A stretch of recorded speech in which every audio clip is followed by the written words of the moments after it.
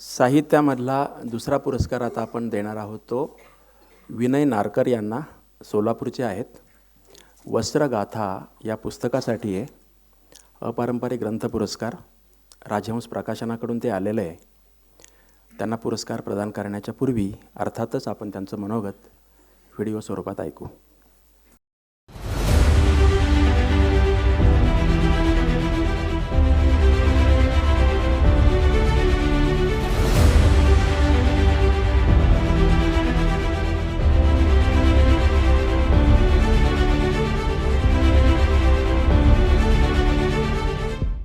नमस्कार.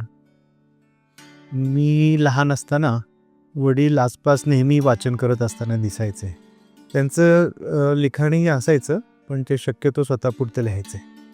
कदाचित त्यातूनच मला शाळेत असतानाच वाचनाची गोडी लागली. नंतर महाविद्यालयामध्ये असताना माझ्या वाचनाचा परीघ वाढत गेला आणि प्रयत्नपूर्वक मी वाचनाच्या नोंदी ठेवायची सवय लावून घेतली. कॉलेजच्या नियतकालिकांमधून काही एक लिखाणही व्हायचं. नंतर वस्त्ररचनाकार म्हणून काम करायला लागल्यानंतर समाज माध्यमांवर वस्त्रांबद्दल, वस्त्र परंपरेबद्दल काही एक लिखाण करू लागलो.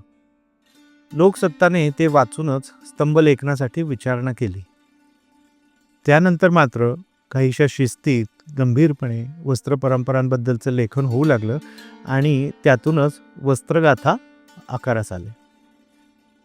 मी जेव्हा मराठी वस्त्र परंपरेबद्दल संशोधन सुरू केलं तेव्हा एकत्र असं काहीच लिखाण सापडलं नाही.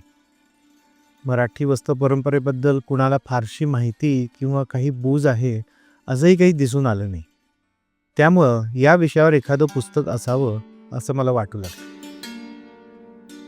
एक वस्त्र रचनाकार म्हणून संशोधनातून मिळालेल्या माहितीच्या आधारे वस्त्रांची नव्याने निर्मिती करणे ही माझ्या कामाची पद्धत आहे.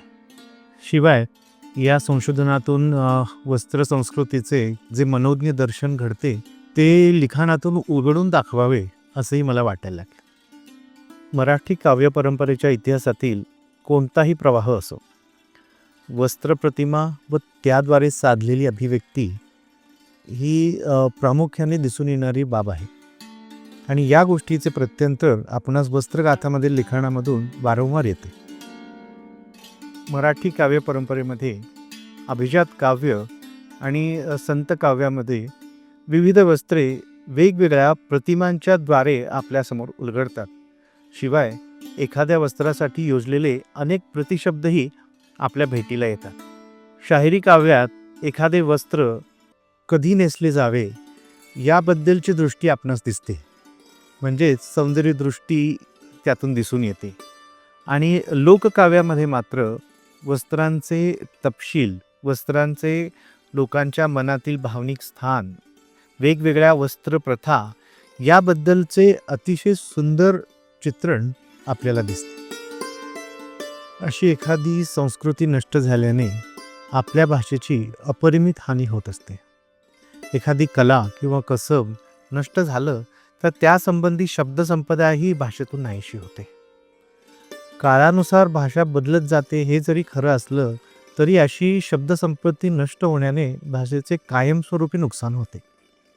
विणकामाशी संबंधित शेकडो शब्द आज मराठी भाषेतून नाहीसे झाले आहेत. यामध्ये विणकामाच्या प्रक्रियेत येणारे शब्द, त्यातल्या वेगवेगळ्या वस्तूंची नाव, वेगवेगळ्या रचना, वाणांची नावं, वस्त्रांची नावं, त्या अनुषंगाने येणाऱ्या म्हणी व वाक्प्रचार हे मराठी भाषेतून कायमस्वरूपी नष्ट झाले आहे. या सगळ्यांच्या शक्य तितक्या नोंदी करण्याचा या लिखाणातून मी प्रयत्न केला आहे. वस्त्रगाथा साकारताना वस्त्रांचे रूप दाखवणारी चित्र हवी होती, पण नुसत्या इलस्ट्रेशनने समाधान होत नव्हते. तेव्हा असं लक्षात आलं की आपण फक्त वस्त्रांबद्दल नाही तर वस्त्र संस्कृतीबद्दल बोलतोय, तेव्हा चित्रही तशीच हवीत. तेव्हा विचार करून असे लक्षात आलं की मराठा शैलीतील चित्र यासाठी योग्य होती आणि मग अपार मेहनतीने वस्त्रगाथामधील चित्र साकारण्यात आले.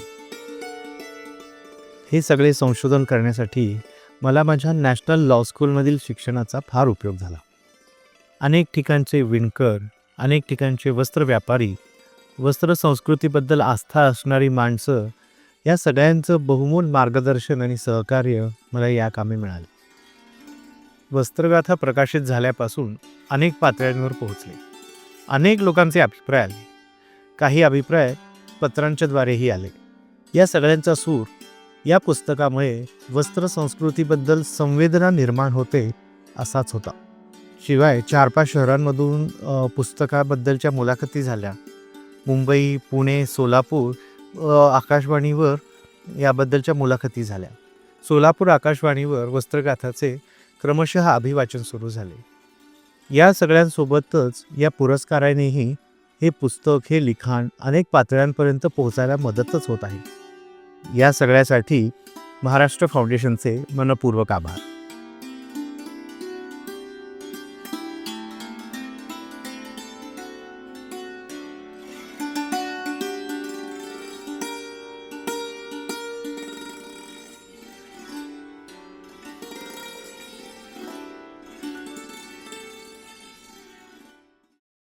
आता गणेश देवी सरांना विनंती करतो, विनय नारकर यांना वस्त्रगाथा या पुस्तकासाठी अपारंपरिक ग्रंथ पुरस्कार प्रदान करण्यात यावा.